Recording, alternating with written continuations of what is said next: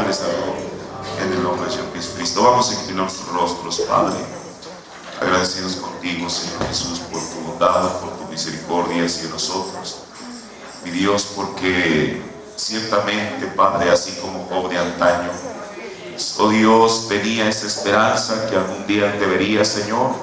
Padre, eso es la misma fe que tenemos nosotros, Señor, que algún día veremos a nuestro Redentor, Señor Jesús.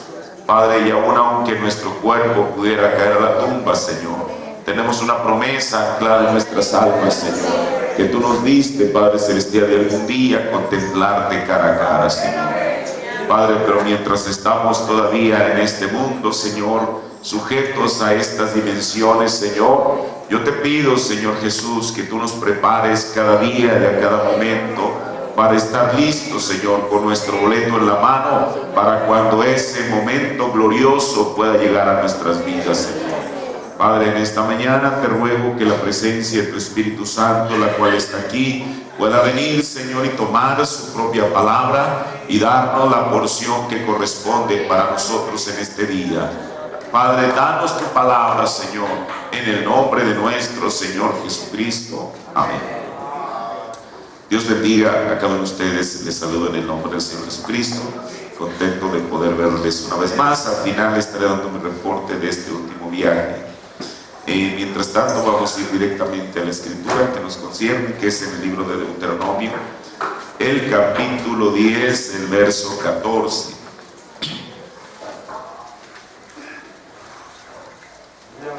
Deuteronomio 10, 14 dice: he aquí de Jehová tu Dios son los cielos y los cielos de los cielos, la tierra y todas las cosas que hay en ella. Amén. Tómese asiento. Bueno, estoy un poquito ronco. Pasado fin de semana estuvimos ahí en Puerto Vallarta, estuvimos predicando viernes, sábado y domingo, los 3 días, fueron 4 puntos en total. Al final el hermano Vallejo dio su testimonio el domingo por la tarde. De ahí nos trasladamos a Monterrey a la reunión ministerial, y fue el martes, y el martes pues prácticamente, yo no digo que todo el día, pero casi todo el día fue una exposición sobre un temita que es un tanto polémico, que es sobre el registro de iglesias. Y bueno, hablamos de eso. Después estuvimos participando en lo que fue el debate, no en el sentido de pelea, sino de intercambiar puntos de vista. Y bueno, ayer por la mañana estuvimos predicando en la reunión de Cuernavaca, un temita, bueno, fue muy apropiado, reconociendo tu día y su mensaje. Así que estoy un poquito ronco. Yo espero que en esta mañana pues pueda hablar pues bien. Y bueno, y allá daré mi reporte al final de este servicio. Bueno, mire, estamos abordando el tema que hemos titulado Dimensiones. Y en esta mañana vamos a continuar estudiando lo que es la quinta dimensión. Este es el sermón número 26. Mire, esta dimensión requiere un estudio profundo de la escritura y el mensaje. Y yo entiendo la razón por qué.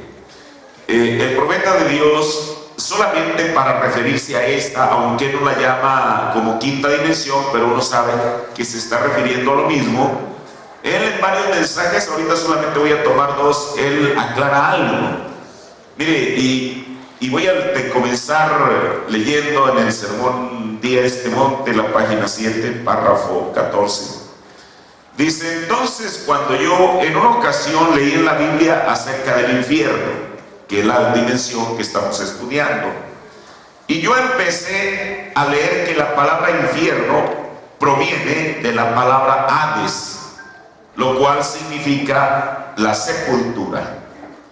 Y estuve como 3 o 4 años que no predicaba el tema del infierno, porque en un lugar se miraba como que era un fuego ardiendo, y en otro lugar era la sepultura. Aquí es precisamente lo que yo a veces, yo estoy tratando de entenderlo. Digo, el profeta, por un lado parecía que el infierno es un fuego ardiente, y por el otro lado parece que es la sepultura.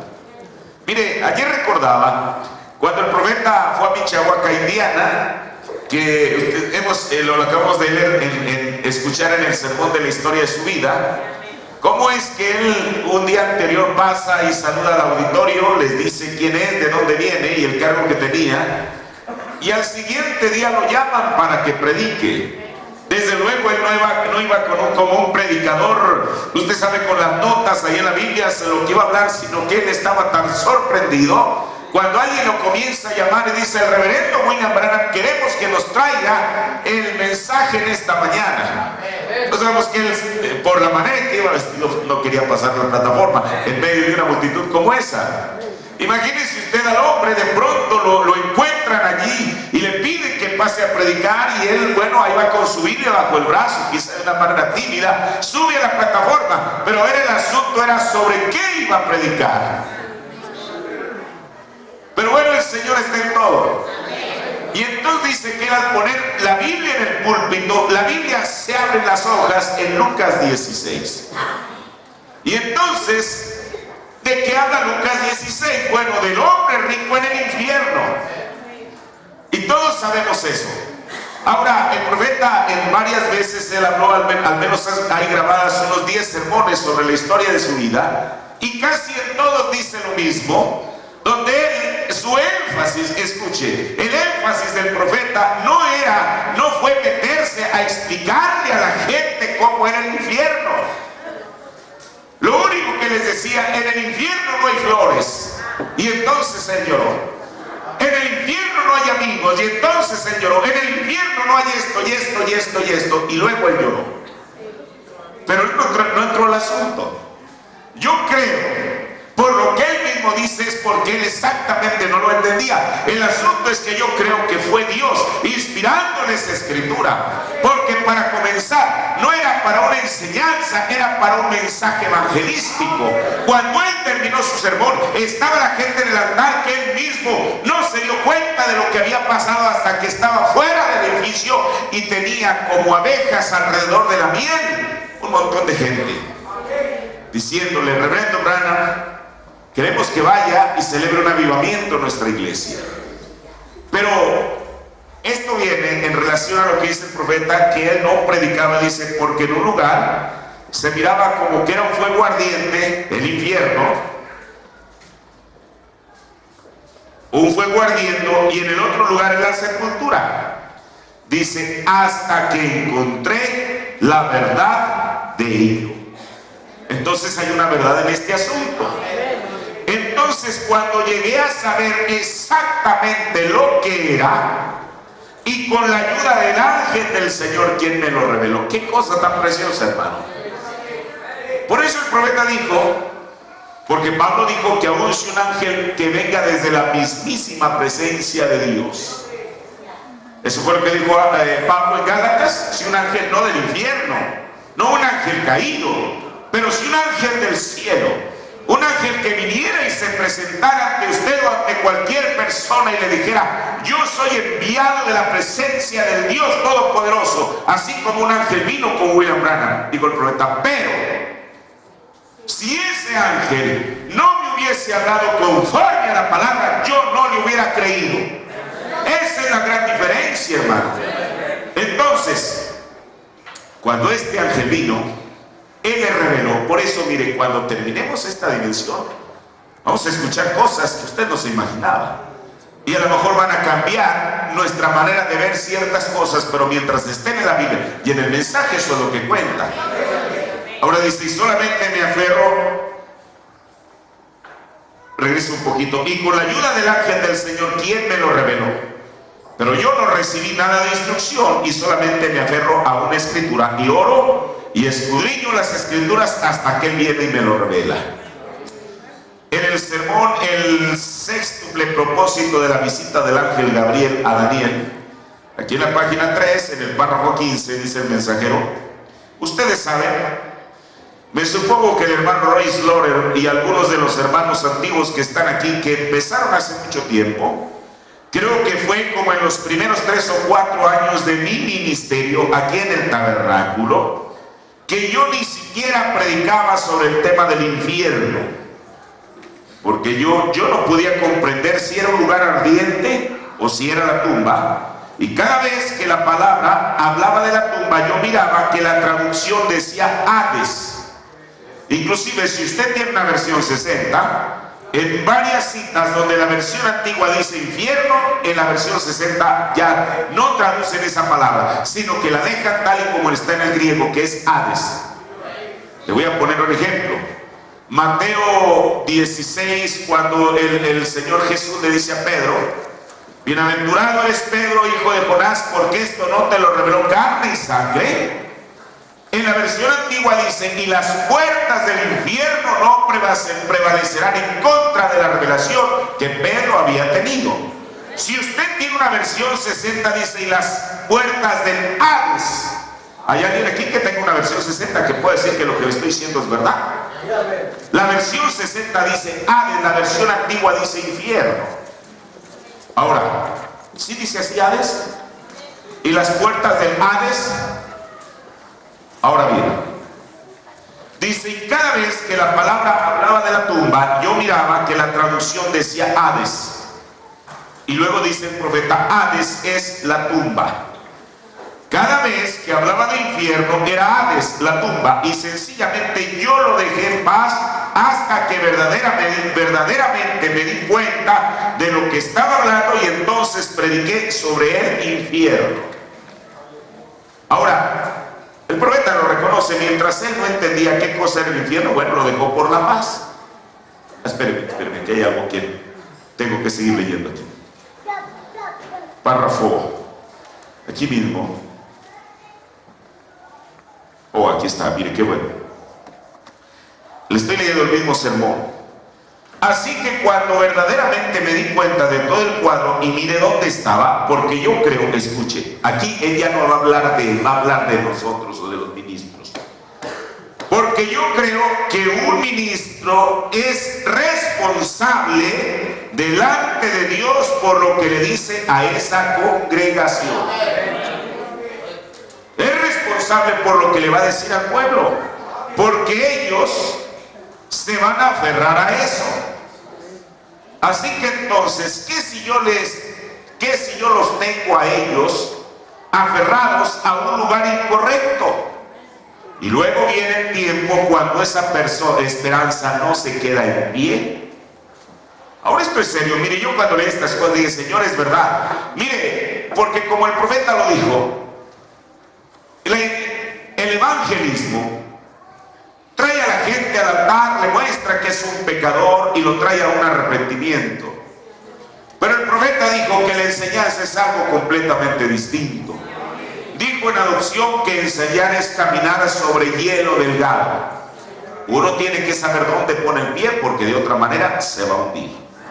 Ahora, por eso, al menos para mí ha sido una gran responsabilidad el antes de traer algo, primeramente cerciorarme. Ahora mire, desde luego que la Biblia, por eso yo me paro en este principio, el mensaje que trajo el profeta de Dios no es otra cosa sino la Biblia revelada.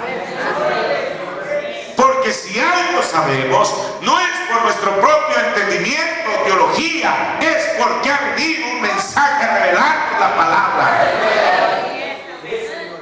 Yo le aseguro algo, deje que alguien, hay gente desde luego que vienen aquí a esta iglesia por primera vez, me refiero que no conocen del evangelio, y es probable que no entienda nada. Si yo no entiendo, no sé de qué cosas están hablando estas personas, pero deje que la persona se quede 1, 2, 3, 4, 5, 10 veces y vas a ver que esto es algo completamente distinto a lo que he escuchado en cualquier denominación. Porque este mensaje tiene vida, este mensaje tiene un estímulo que cautiva el corazón del creyente. Esta no es una teología muerta. Cuando uno ve, a mí lo que me agrada y me encanta y me cautiva de este mensaje es que el profeta nos hace la Biblia real. No es un cuento o un cuento de hadas, ni siquiera es una historia para la escuela dominical de los niños. Es Jesucristo en forma de letra, el mismo de ayer, hoy, por los siglos. Ahora, para comenzar a desentrañar lo que es esta quinta dimensión, veremos a lo que se refiere. Mire, La Biblia la llama, de esta manera es como uno la puede conocer, la llama el infierno, la llama también prisiones oscuras, que después veremos a lo que se refiere cada una de estas cosas, y también es conocida como la región de los perdidos. ¿Pero qué es en realidad? Ya vimos la otra vez, bueno, el profeta ya nos dice, cuando un pecador muere, que va sin la sangre, queda atrapado en esa dimensión, ni regresa a la tierra porque su tiempo ya expiró, pero tampoco puede entrar al cielo porque no lleva la sangre. Miren, esa cosa es importante, la sangre. Después vamos a ver cómo por eso Dios fue el medio que proveyó desde la misma eternidad. Ahora, comencemos con la palabra infierno. Mire, en el Antiguo Testamento, que fue escrito en hebreo, salvo algunas porciones en arameo, pero la mayoría está escrito en hebreo, aparece esta palabra.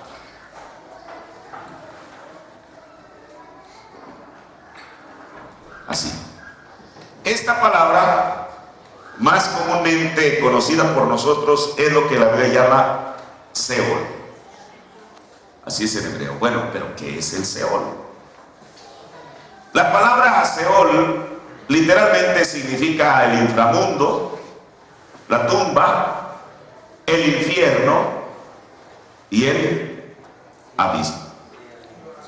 Eso es lo que significa. Mire, yo desde la semana pasada estaba revisando cada versículo de la Biblia en el Antiguo Testamento, y por aquí los debo de tener, son muchos, donde se utiliza esta palabra. El asunto es que ante una misma palabra, que es esta, o Seol, los traductores, al menos en la Biblia versión 1909, que es la que yo uso, la traducen de diferente manera, la misma palabra, dependiendo de la circunstancia a la que se refiera. La traducen como infierno, la traducen como sepulcro, la traducen como hoyo, la traducen como abismo, la traducen como profundo y como fosa. Imagínese usted, una misma palabra, todas las variantes que tiene. Ahora, pero siendo que el Antiguo Testamento es todavía para el pueblo judío la base de su creencia, ¿qué es lo que representaba para los judíos esta palabra? La palabra Seol. Porque sin duda alguna, yo creo que todavía en la actualidad, cuando ellos leen el Antiguo Testamento y escuchan esta palabra, los rabinos algo les tienen que enseñar que es Seol para ellos. Mire, en el entendido que, hermano, esto es tremendo, que ellos tienen una visión muchas veces distinta a la que nosotros tenemos. ¿Por qué? Porque nosotros tenemos el complemento, que es el Nuevo Testamento. Pero quiero decirle algo, los judíos tienen el Nuevo Testamento, el Antiguo Testamento. Las denominaciones tienen el Antiguo y el Nuevo Testamento. Pero nosotros tenemos el mensaje, el cual viene y toma tanto el Antiguo como el Nuevo Testamento y nos da la visión exacta y perfecta de lo que es la Escritura. Pero ¿qué representa para ellos eso, el Seol? Mire, en el Antiguo Testamento el Seol se refiere al lugar donde iban todos los muertos inmediatamente después de morir. Si usted le pregunta a un judío, oye, ¿qué es lo que quiere decir el Seol? Él va a decir, bueno, un judío que no conoce el Evangelio de Cristo, o sea, un judío ortodoxo que todo lo que tiene es el Antiguo Testamento. Si usted le pregunta, oye, ¿qué es el Seol? Él le va a contestar que es el lugar donde van todos los muertos inmediatamente después de la muerte. Nosotros sabemos que ciertamente los muertos van a un lugar después de la muerte, pero nosotros ya vimos al principio que no son 3 lugares, ni es uno, son 2. Ya lo sabemos eso. Ahora, los traductores traducieron como sepultura, o más bien tradujeron la palabra Seol algunas veces, como les decía, como sepultura, otras como infierno, los traductores. Pero los traductores lo hicieron dependiendo si la persona a la que se refiere en ese pasaje era reconocida como justa o no. No sé si usted me entiende. Mire, vamos a suponer, yo tengo un pasaje donde está hablando de tal persona y se usa esa palabra. El traductor razona y para traducirla, digamos en este caso al español, ve el antecedente de la persona. Si fue una persona mala, entonces el traductor lo traduce como infierno. Para nosotros el infierno es una palabra familiar. Pero si esta misma palabra aparece en un pasaje donde se está refiriendo a una persona o a una circunstancia, digamos que tuvo un buen historial, la traducen como tumba. Pero al final y al cabo es la misma palabra. Ahora, yo creo que los traductores lo hicieron porque aquí es la cosa importante, hermano. Esto, si los judíos entienden como el Seol, el lugar donde iban todos los muertos inmediatamente después de morir, no fue sino hasta el tiempo de Jesús, cuando él en sus enseñanzas habló no de un solo lugar, sino de dos lugares. Y después lo vamos a ver, incluso en el Evangelio de San Marcos, ahí hay una palabra que ni siquiera está traducida, sino que está exactamente igual como aparece en el griego. Ahora, Jesús es el que nos clarifica a partir de sus enseñanzas esa palabra que ya, mire, esta palabra es en el hebreo. Él es el que nos clarifica, no esta palabra en el hebreo, sino la palabra que se usa en el Nuevo Testamento, que es Seol. Perdón, Hades. Esta es, la palabra, esta es en el Antiguo Testamento, Seol. En el Nuevo Testamento es Hades. Mire, el Nuevo Testamento fue escrito en griego. Yo investigando esto me sorprendí tanto que la palabra Hades es una palabra que viene de la mitología griega y se refiere, digamos, como a, ojalá yo se lo pueda citar correctamente, como el Averno, como un cierto lugar. Incluso de ahí proviene la palabra hada. ¿Usted ha oído la palabra hada en los cuentos? Que la hada madrina, que tiene una varita mágica y le concede el deseo, ese tipo de cosas, ¿no? De ahí proviene Hada, la palabra Hades, de ahí viene. Es una región que los griegos, claro, ellos no tenían, los griegos como cultura o como pueblo, no tenían la visión que nosotros tenemos de lo que el Hades representa, porque nosotros lo vemos no desde un punto de vista mitológico, sino desde el punto de vista bíblico. Ahora, el profeta, miren, los judíos lo tienen como un mismo lugar. Jesús viene y los separa y dice, no, son dos lugares. Pero el profeta, él hace una separación, escuchen, entre lo que él llamó, que era la región de los perdidos. Así llama él al lugar donde iba la gente que había rechazado el programa de Dios para la hora en el Antiguo Testamento. Porque recuerde usted que el profeta de Dios dijo que en el Antiguo Testamento también existió virgen fatua. Pero así como hoy en día hay tres clases de creyentes: el creyente, dice el manufacturado, que es el que finge creer, y el incrédulo, el Antiguo Testamento también tuvo lo suyo. Ahora, pero entonces el profeta lo divide y dice que en el Antiguo Testamento, escuche, esto es muy importante, que en el Antiguo Testamento hubo una región de los perdidos y hubo un paraíso. Cada uno de ellos son lugares distintos, en condiciones distintas, donde va gente distinta. Pero nosotros al paraíso no lo vamos a tocar todavía, vamos a irnos por la línea de lo que es el Seol del Antiguo Testamento. Mire, viendo el Seol, en el Nuevo Testamento aparece como tumba o sepultura. Mire, y aquí es donde voy a entrar a la Biblia. Acompáñeme al libro de los Salmos. Desde luego que yo no puedo tomar todas las escrituras donde específicamente se habla de esta palabra, porque sería mucho. Solamente, yo aquí las tengo anotadas, pero solamente quiero generalizar eso. Mire, vamos al Salmo 16. Esta escritura que vamos a tomar, creo yo que es muy conocida. Es una de las más conocidas en los Salmos por su importancia y relevancia.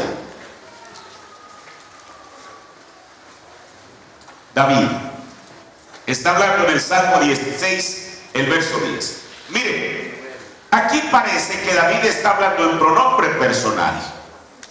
Pero dijo el profeta, no era David, era el Espíritu de Dios en David.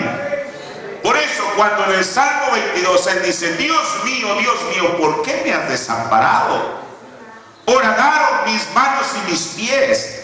Mire, la gente sin entendimiento, dijo el profeta, ¿qué cosa? En el mensaje de discernimiento del Espíritu, él dice que la gente que escuchó a David clamar y decir, Dios mío, ¿por qué me has desamparado? Y que dijo, horadaron mis manos y mis pies. La gente podía ver a David y decía esto es lo que dice William Branham. Dice que la gente decía, vean a ese hipócrita, las manos de quién están horadadas. Ellos podían ver las manos de David y no tenían absolutamente, usted sabe que es horadar, es traspasar. No tenían eso. Por eso la gente pensaba que era un acto de presunción de parte de David, pero no era David, era el Espíritu de Dios hablando en David. No se estaba refiriendo a David mismo, se estaba refiriendo a una persona que venía en el futuro, cuyas manos iban a ser horadadas. ¿Qué no dijo Jesús estando en la cruz? Dios mío, ¿por qué me has desamparado? Ahora, hermano, esa es una escritura favorita para un trinitario, decir que Dios lo había desamparado, y efectivamente Dios lo desamparó, porque el Espíritu de Cristo, el Espíritu de Dios que estaba en Cristo lo desamparó, no en la cruz, sino desde el Getsemaní. Eso es lo que nos dijo el profeta, porque Jesús no podía morir como hombre, porque si hubiera, Jesús no podía morir como Dios. Si él hubiera muerto como Dios, entonces el diablo mató a Dios. Él tenía que morir como hombre, tenía que pagar el pecado como hombre. Por eso dijo Pablo, si el Espíritu de aquel que resucitó a Jesús de entre los muertos mora en vosotros, él resucitará también vuestros cuerpos mortales. Ahora, pero aquí está David hablando otra vez en pronombre personal en el Salmo 16:10. Porque no dejarás que mi alma, David está hablando del alma de él aparentemente. Porque no dejarás mi alma en el sepulcro. Aquí la palabra sepulcro es Seol. Yo no sé si usted tenga una versión 60, no sé cómo diga. ¿Dice Seol? Correcto. Porque no dejarás mi alma en el Seol. La versión antigua dice en el sepulcro. Ni permitirás que tu santo vea corrupción. Entonces aquí aparece esta palabra. Pero veamos lo que la explicación que nos da Pedro respecto a esta escritura. Vamos a ir al libro de los Hechos en el Nuevo Testamento, el capítulo 13, verso este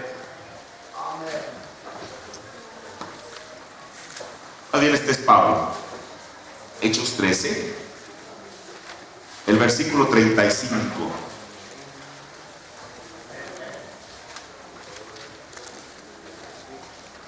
Dice, mire qué cosa. Por eso dice en otro lugar, no dejarás que tu santo vea corrupción. ¿A qué se está refiriendo esta escritura? Al Salmo 16, 10. Le voy a volver a repetir, porque dice, por eso dice en otro lugar, no permitirás que tu santo vea corrupción. Y luego Pablo, siendo un tremendo maestro, para decirnos que esa escritura no se refería a David en lo absoluto, él aquí nos lo aclara. Porque a la verdad David, habiendo servido en su edad a la voluntad de Dios, ¿qué? Durmió y fue juntado con sus padres y vio corrupción. ¿Qué cosa? Porque el Salmo decía, porque no dejarás mi alma en el sepulcro o en el Seol, ni vas a permitir que tu santo vea corrupción. David, para decirnos que ese no es David, él nos dice, ciertamente David murió, pero su cuerpo a partir del tercer día se comenzó a descomponer. Entonces, esta escritura, aunque David está hablando en un pronombre personal, no se refiere efectivamente a él. Dice, y fue juntado con sus padres y vio corrupción. Todo lo entendemos. Si yo, para hacer un poquito más entendible, la Biblia dijera, y su cuerpo vio corrupción, es así, ¿verdad? David, o sea, el cuerpo de David vio corrupción. Más aquel, este es otro, más aquel que Dios levantó, no vio corrupción. ¿Quién era aquel que no vio corrupción? Jesús. Pablo coloca perfectamente esta escritura para que la gente no pensara, es que esa escritura, como David está hablando en pronombre personal, esa escritura se refiere a David. No, Señor. Pablo nos dice, David, su cuerpo ciertamente sí vio corrupción, pero hay uno que no vio corrupción. Pero aquí hay una cosa. David dice las cosas porque no permitirás, porque no dejarás mi alma. Si usted nota, Pablo no está hablando aquí de la primera escritura donde habla del alma. Está hablando del cuerpo. Pero entonces, ¿qué podemos saber nosotros respecto al alma? ¿Cómo dice la escritura? El Salmo 16:10. Porque no dejarás, ¿qué? Mi alma en el sepulcro o en el Seol. Mi alma. La alma no se va a quedar allí. Pero la siguiente cosa es que tampoco vas a permitir que tu santo vea corrupción. Ya vimos por lo que Pablo dice que el cuerpo de David sí se corrompió, como el cuerpo suyo, el cuerpo mío. Si algún día caemos a la tumba, se va a corromper, como el cuerpo de cualquier persona santo o pecador que ha dejado esta tierra. Al tercer día, dijo el profeta, lo primero que se les comienza a desprender es la nariz. Usted dice, ¿eso es así? El profeta lo dijo.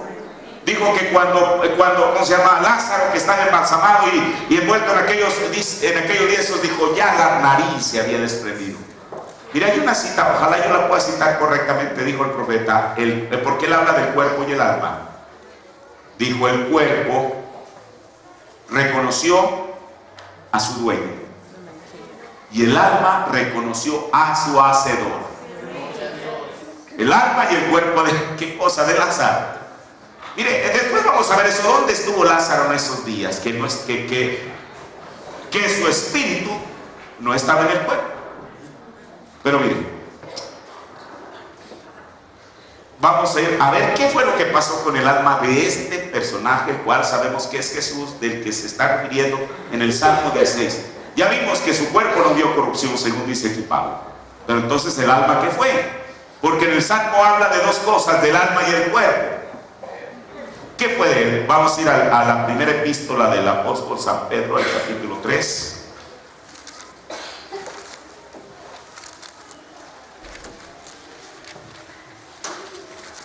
Vamos a ver en el capítulo 3, el verso 18.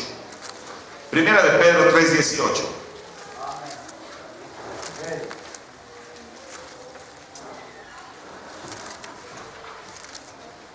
¿Lo tiene? Porque también Cristo, ¿de quién está hablando aquí? De Cristo.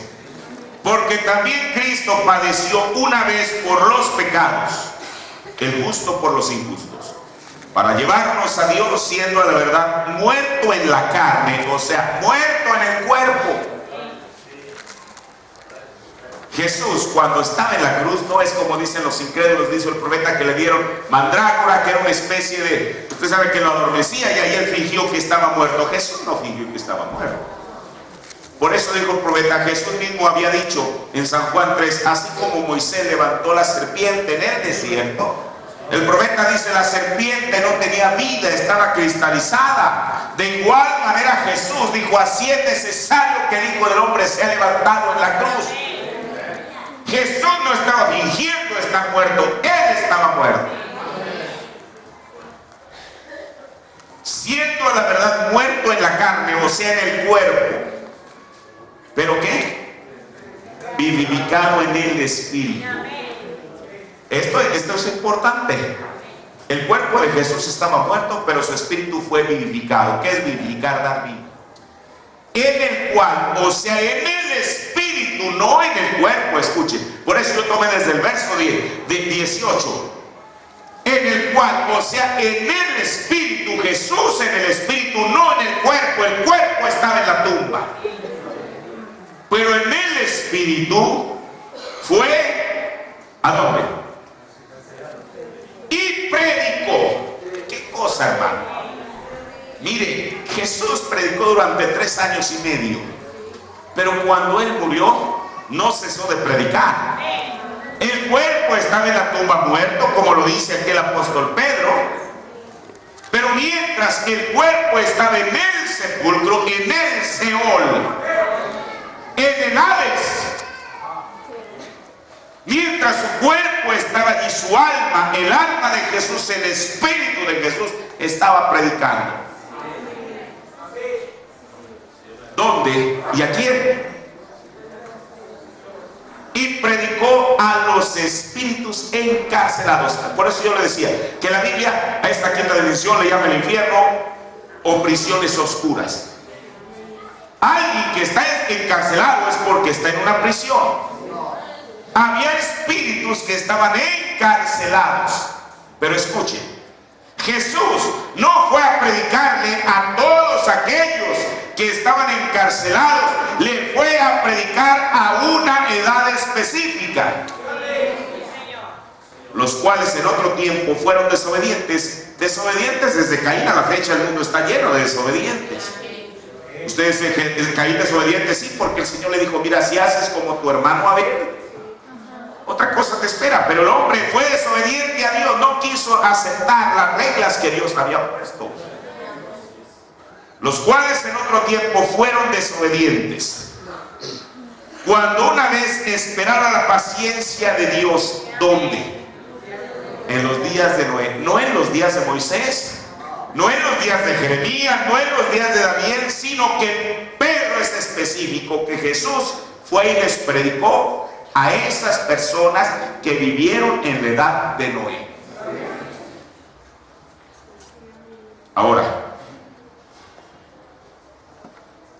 la Biblia lo llama que eran espíritus encarcelados. La Biblia le llama que fueron desobedientes. Dice, cuando se aparejaba el arca, en la cual pocas, es a saber, 8 personas fueron salvas por agua. Ahora estás tomando solamente lo que la Biblia dice. Entonces, solamente para recapitular un poquito.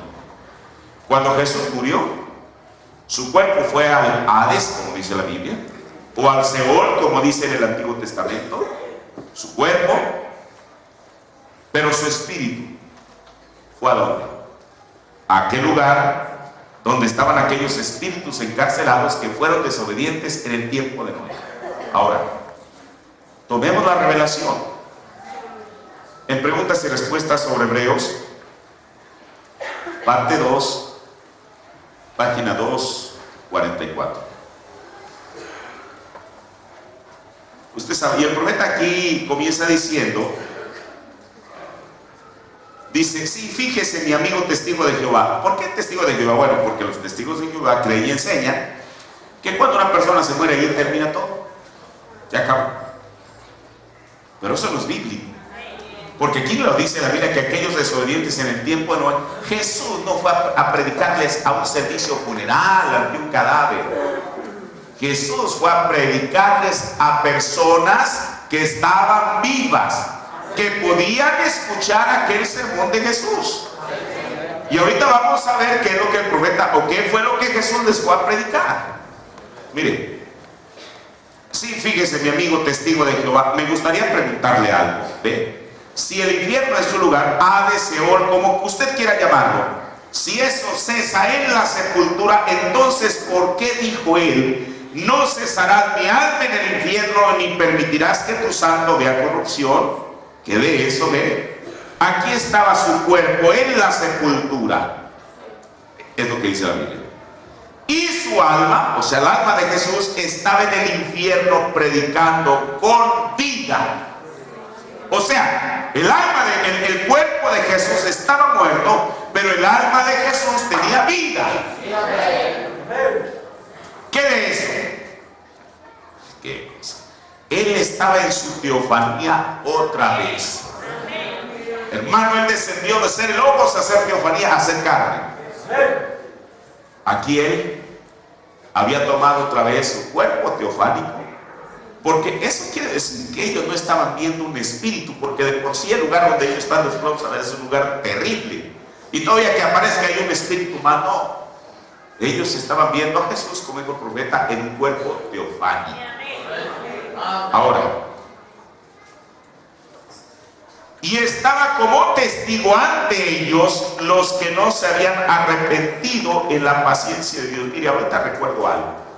Espero, hermano, que no se me vaya a olvidar. No lo voy a retomar en esta mañana porque no tengo el texto. Usted sabe que los mormones creen que usted se puede bautizar por su padre si falleció y no es creyente, su abuelo, tu tatarabuelo, etc. Y ellos toman una escritura en Corintios y mire, venturosamente, en este libro todavía, creo que debe ser en este, cuando el profeta le preguntan el significado de esa escritura que usan los mormones, resulta que cuando el profeta la trata de explicar, hay un espacio en blanco en la cinta. Y uno dice, Señor, pues sí, el profeta lo explicó, pero no está grabado. Eventualmente, a través del tiempo, encontraron una cinta más completa en la cual aparece toda la explicación que el profeta da. Y después se la voy a leer. Mire, ojalá y el otro domingo voy a traer el texto para que usted vea eso y para cuando un mormón lo quiera sorprender y decirle, oiga, pero es que hay una escritura en la cual Pablo está diciendo que nosotros nos podemos bautizar por nuestros antepasados. Y yo les digo una cosa, si no fuera por lo que el profeta dijo de esa escritura, yo no sabría qué contestarles a ellos. ¿Por qué? Pues porque le están mostrando la Biblia, pero se la están malinterpretando. Ahora, dice, y estaba como testigo ante ellos los que no se habían arrepentido en la paciencia de Dios. En otras palabras, él tocó la puerta, y cuando la puerta se abrió, allí estaban esas almas que no se habían arrepentido. Y les dijo, yo soy la simiente de la mujer, yo soy aquel del cual Enoc. Miren, la Biblia dice que en los días en la paciencia de Dios, en los días de Noé, pero yo cada vez que leo esto, el profeta nos lleva un poco más atrás, nos lleva a Enoc. ¿Se lo ha leído? Bueno, ¿por qué de Enoc? Miren, el mensaje de Noé fue durante 120 años que ellos se arrepintieran y que entraran en la arca. Pero de Enoc, de cuya referencia solamente tenemos, o de su mensaje, mejor dicho, tenemos una sola referencia en el libro de Judas.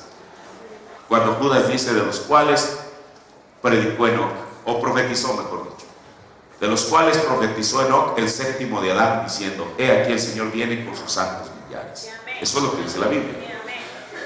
Yo siempre me había preguntado si existía ese libro. No sé si una vez le conté que platicando con un judío llegamos a esta escritura y llegamos a salir, bueno, la plática nos condujo al libro de Enoc, y entonces le pregunté, oiga, ¿existe un libro de Enoc?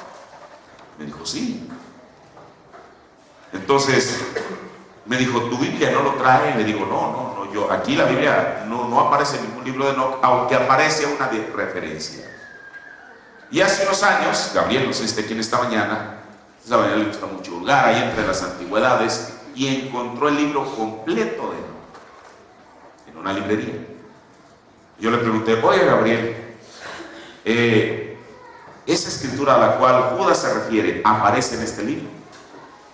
Y entonces lo comenzó a abrir y me dijo, mire, ¿qué dice aquí?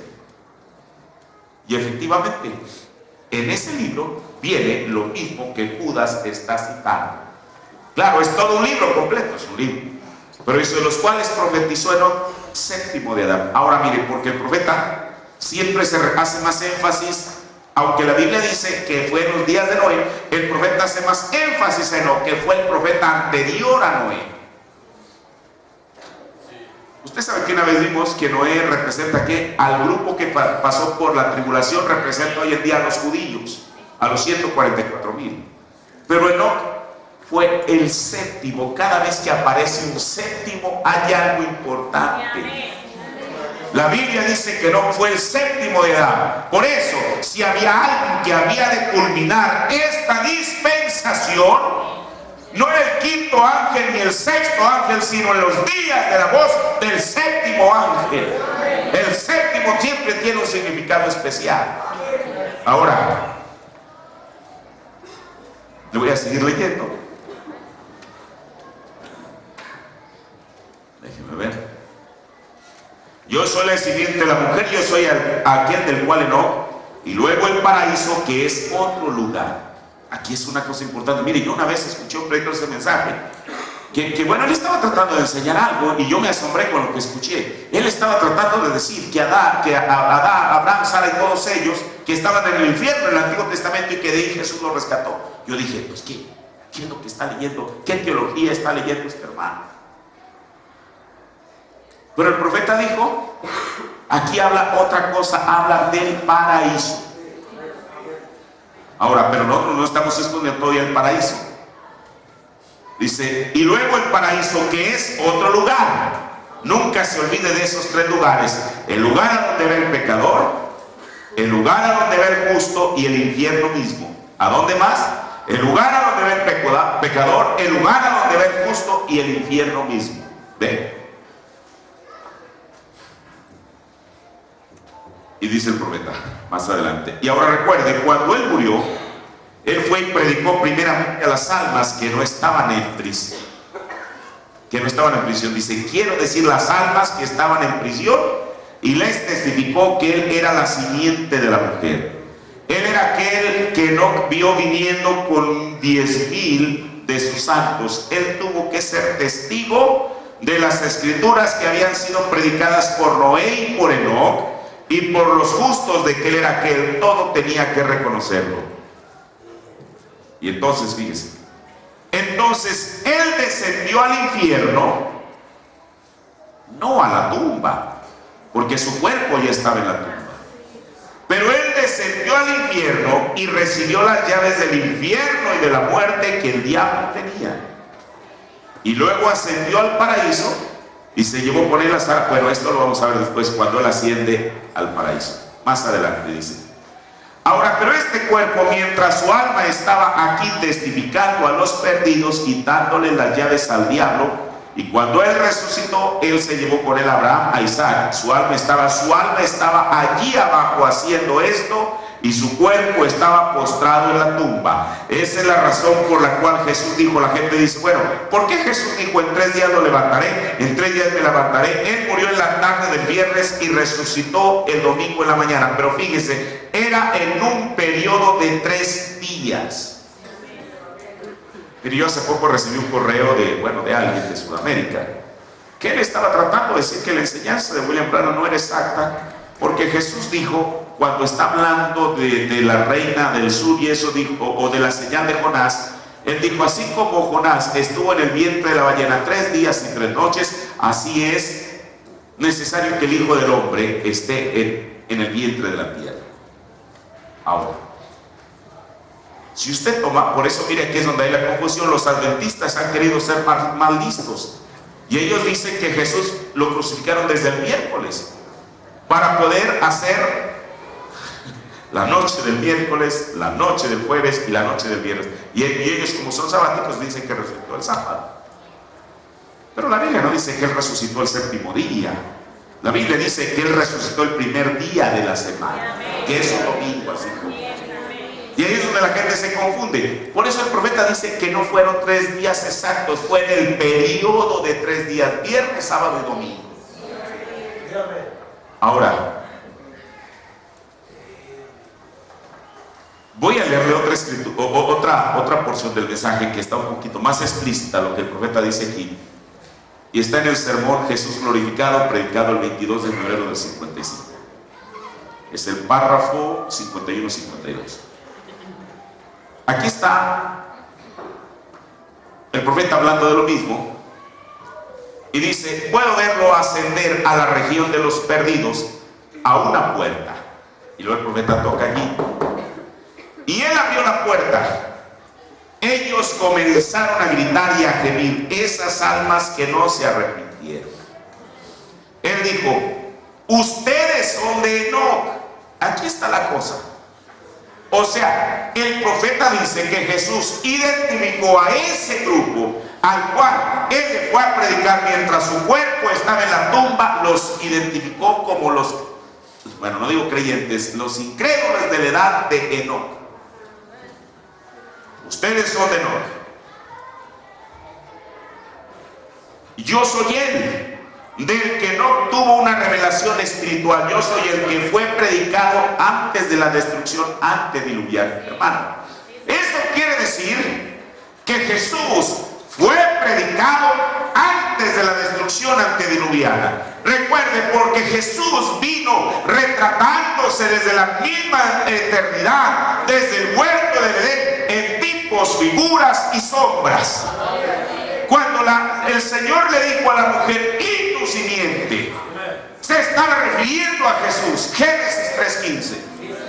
Cada uno de aquellos profetas, aún los que no escribieron nada, recuerda, el profeta nos enseñó que son 3 Biblias. El zodiaco, eso no es, ¿cómo se llama? Esoterismo. Porque la Biblia dice en los Salmos, para siempre, oh Jehová, permanece tu palabra, ¿dónde? En los cielos. Entonces el profeta tenía razón con lo que estaba diciendo. La segunda Biblia que Dios escribió fue en las pirámides de Egipto. Y la tercera Biblia es esta. Pero hay una cosa que dijo el hermano Branham. Dijo, yo conocí a Dios en la naturaleza. Mi primer Biblia fue la naturaleza. La naturaleza habla de Jesús. Que no, el mismo sol que se levanta en la tarde no es el mismo que se resucita al siguiente día. Digo, el profeta, la naturaleza habla de una vida perpetua. El árbol que se secó en el invierno, para la siguiente primavera está retoñeciendo una vez más. Una persona ni siquiera tiene que leer la Biblia, solo basta con ver la naturaleza y ella habla de un creador. Ella habla de Jesús. Pero que hay una cosa, la quinta Biblia no es ni el zodiaco, ni es tampoco las pirámides, ni es esta que tenemos aquí, ni es la naturaleza. Pablo dijo, vosotros sois epístolas escritas y leídas de todos los hombres. Por eso, aquella gente, Enoc, les tuvo que haber predicado de uno que venía con sus santos millares. Y dice el profeta, yo soy él del que no tuvo una revelación espiritual. Yo soy él que fue predicado antes de la destrucción antediluviana. El Señor descenderá con decenas de millares de santos. Yo soy el Hijo de Dios nacido de la Virgen. Mire, se me va el pensamiento. Le decía que Pablo dijo, vosotros sois epístolas escritas. Usted no encuentra a Adán habiendo escrito un solo texto de la Biblia. Pero él fue un tipo de Cristo. Cuando hubo el primer caso de casamiento y divorcio sobre la tierra, que fue en el huerto del Edén, Pablo nos dijo en los Efesios, maridos, amad a vuestras mujeres, así como Cristo amó a la iglesia y se entregó a sí mismo por ella. Adán, sin saber por qué lo estaba haciendo, él se involucra en el pecado para poder redimir a su esposa. Usted ve a José, él no escribió ni un solo libro, pero con su vida estaba hablando del Mesías. Y el profeta nos dijo, siendo un hijo de prosperidad en el espiritual, tenía visiones, fue vendido por envidia, fue puesto en una, ¿cómo le llaman? En una cisterna, así como Jesús fue puesto en la tumba, pero de ahí fue sacado. Jesús, después de que resucitó, dice la Biblia, fue puesto a la diestra de Dios, y José fue puesto a la diestra de Faraón. Y hoy en día nadie puede llegar a Dios sino por Cristo. En aquel tiempo nadie podía llegar a Faraón sino por José. Y así cada uno de ellos, los que no escribieron absolutamente nada. Dice que Jesús les dijo, mire todo el sermón que Jesús les predicó. Yo soy el Hijo de Dios nacido de la Virgen. Mire, hace unos días que estaba en el Calvario, el hermano Carlos me hizo una pregunta y comencé a leer una porción de la Biblia y descubrí algo muy importante. Cuando la Biblia habla del nacimiento del Mesías, dice, he aquí que una virgen, ¿qué cosa? Va a hacer dos cosas. concebirá y ¿qué? Dará luz. ¿A quién? A un hijo. O sea, la Virgen iba a concebir y dar a luz a un hijo. Eso es lo que Isaías dijo. Miren, cuando nosotros vemos que el ángel le aparece a María, desde luego sabemos que ella estaba comprometida, todavía no se había casado con José, y entonces el Señor viene y habla la palabra de la matriz de María y un cuerpo se comienza a formar ahí. Hay personas que hacen mofa y dicen, es que William Branham dijo que María no era la madre de Jesús. Claro que no era la madre. Yo cuando era católico rezaba a Santa María, Madre de Dios. ¿Ese rezo tiene algún fundamento? ¿Cómo María puede ser la Madre de Dios? Dígame cómo. El profeta dijo que Jesús no tenía ni una pizca de sangre de María ni de José. Usted dice, pero es que un niño mientras está en la placenta, no, puede haber 100 explicaciones. Pero si Jesús tuvo sangre de María, entonces la sangre que corría por las venas era igual a la suya y a la mía. Y por lo tanto su sacrificio está nulo, porque es como si usted quisiera morir por mí y yo por usted. ¿Le hace algún beneficio? Claro que no. Entonces, he aquí una virgen concebirá. ¿Cuándo concibió? Cuando Dios habló su palabra en la matriz de María y se comienza a formar el cuerpo. Pero la cosa no es esta, hermano. No solamente es eso, dice que la virgen iba a concebir, lo cual la virgen concibió. Pero dice, y dará luz a un hijo. O sea, la virgen. Por eso la Biblia dice, y yo me asombré cuando leí esa escritura, que José no conoció a María hasta después de que Jesús nació. Porque María tenía que ser virgen en el momento que fue concebido el cuerpo de Jesús en su matriz, y tenía que ser virgen al momento de dar a luz al Mesías. Eso es lo que la Biblia dice. ¿Qué cosa? Bueno, yo soy el Hijo de Dios nacido de la Virgen, y he muerto en el Calvario para redimir al perdido. Hermano, ¿cuántas horas duró el sermón de Jesús? Miren todo lo que Él nos lleva a través de la Biblia. Y entonces, después de que termina la predicación, no hace un llamamiento al altar para decirles, hermanos, aquellos que nunca se arrepintieron, vengan al altar para que reciban salvación. Él les dice, ¿por qué no aceptaron el mensaje de Enoc? Y aquí hay otra cosa. Mire, cada palabra que dice el profeta es para ser pesada, pero usted sabe a lo que yo me refiero, o sea, para ser aquilatada. ¿Por qué no aceptaron el mensaje de Enoc bajo la ofrenda encendida? La ofrenda encendida aparece hasta en Éxodo en el Antiguo Testamento. Esto quiere decir que no también había provisto una manera para que la gente que quisiera ser salva fuera salva. Y aún en la edad antediluviana hubo una ofrenda encendida hablando de la verdadera ofrenda, la cual era Jesucristo.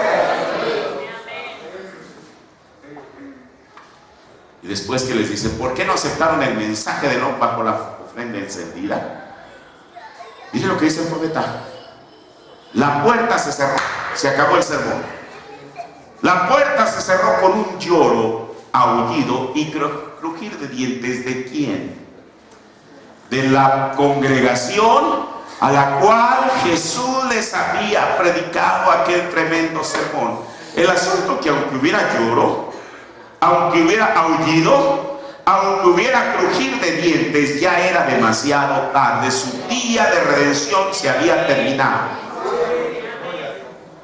Sigue diciendo, por el camino, demonios, él llegó a la mismísima puerta del infierno y tocó la puerta. El diablo. Porque ¿qué es una prisión? Algo que está cerrado. La Biblia así lo llama, prisiones oscuras.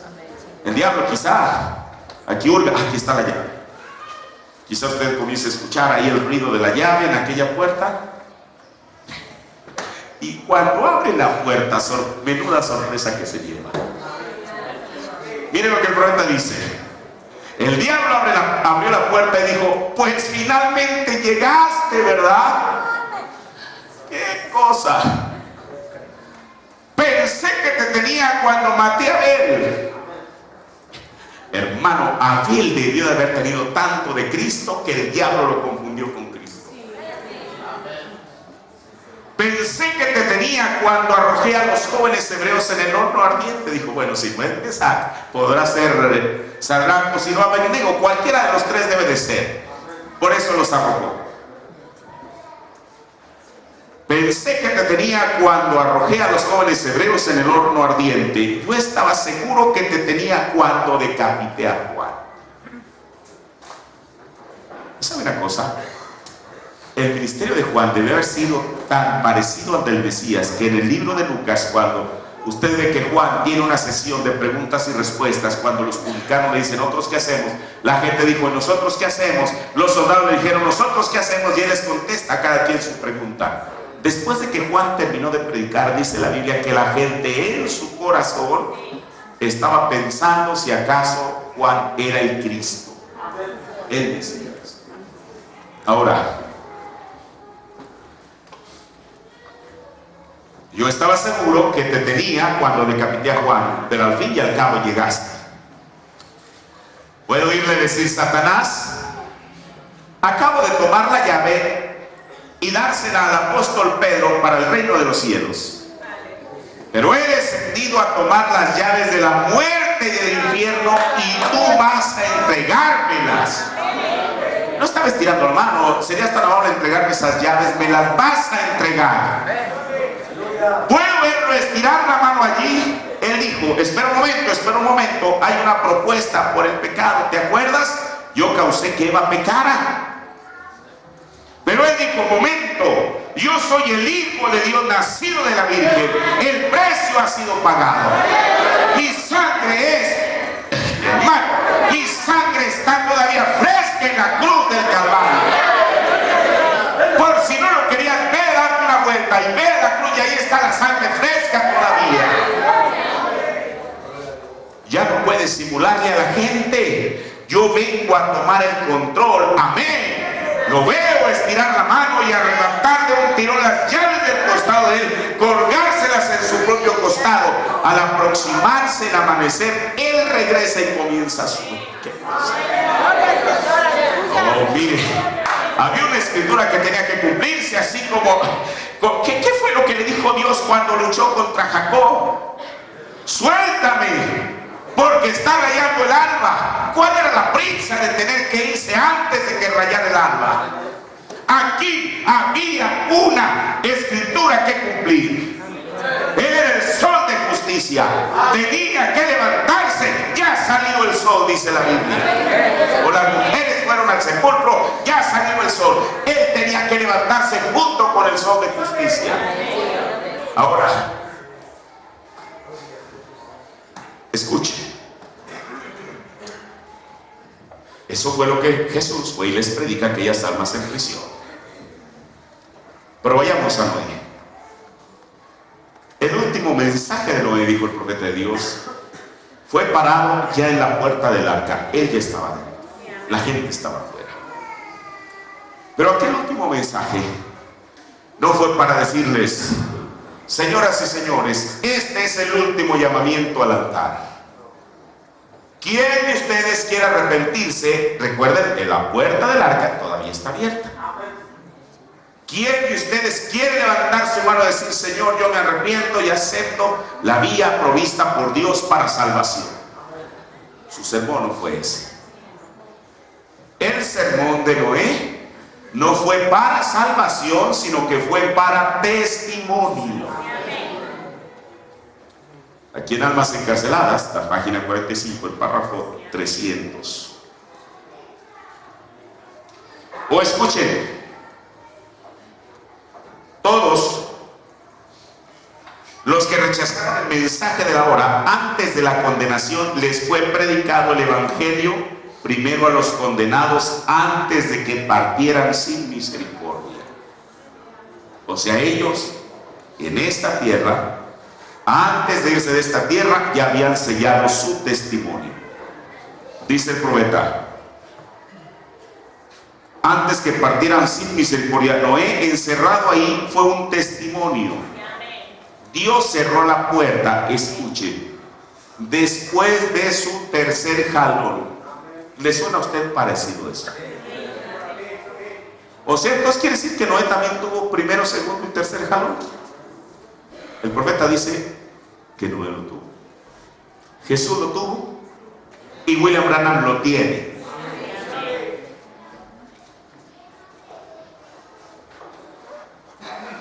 Después del tercer jalón en Sodoma, las puertas fueron cerradas, no hubo más misericordia.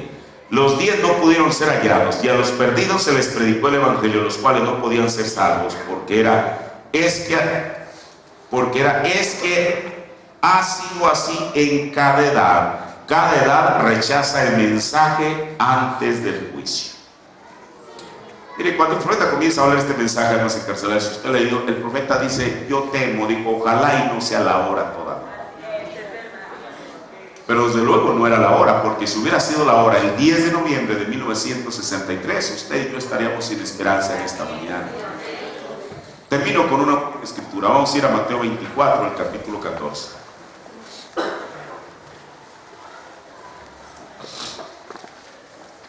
Mateo 24, 14.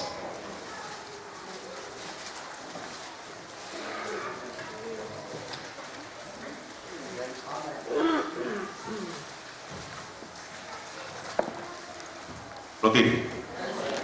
Y será predicado este evangelio del reino en ¿dónde? Todo el mundo. ¿Para qué? Por testimonio a todos los gentiles, y entonces vendrá el fin. Si yo leo la escritura correctamente, Jesús no dijo que el testimonio, que este evangelio iba a ser predicado para salvación. ¿Para qué es? Para testimonio. Y luego vendrá el fin.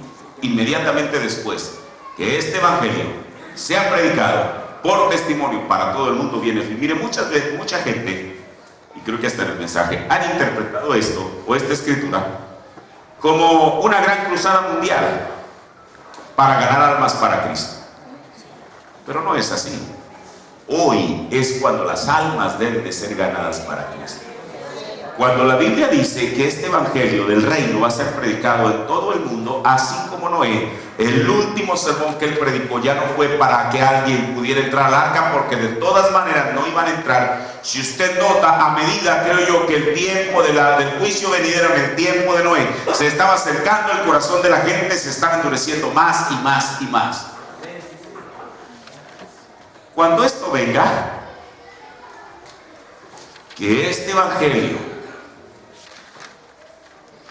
sea del reino, sea predicado, será solamente predicado para testimonio, según lo que la Biblia dice, y luego vendrá el fin.